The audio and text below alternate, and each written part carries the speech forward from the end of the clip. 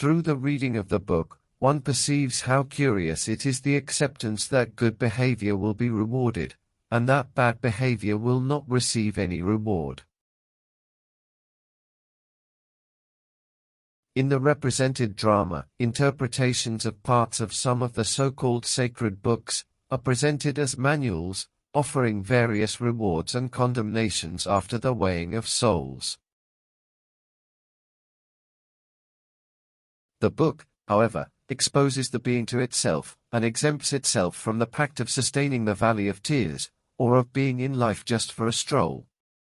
It proposes the appropriate positioning of the being, regarding the purpose of this so-called life. The understanding of the superimposition of dreams upon the so-called reality provides clarification to the being.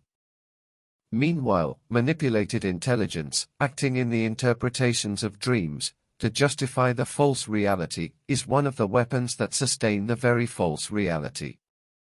The intense exercise of false manipulations, stemming from the creativity that inserts itself into the being, to counteract the immensity that the very being is clearly perceived.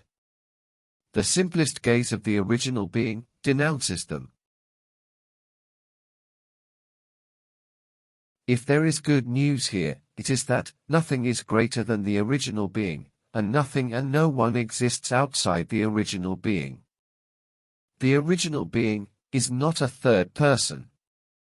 I am the original being, that has no origin. Always in the first and only person.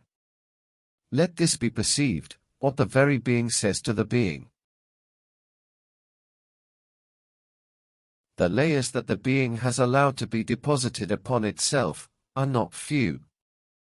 Creating difficulties is a process that responds in counterpoint to the proximity of the being to itself. The incomprehensible challenge is from the being to the being.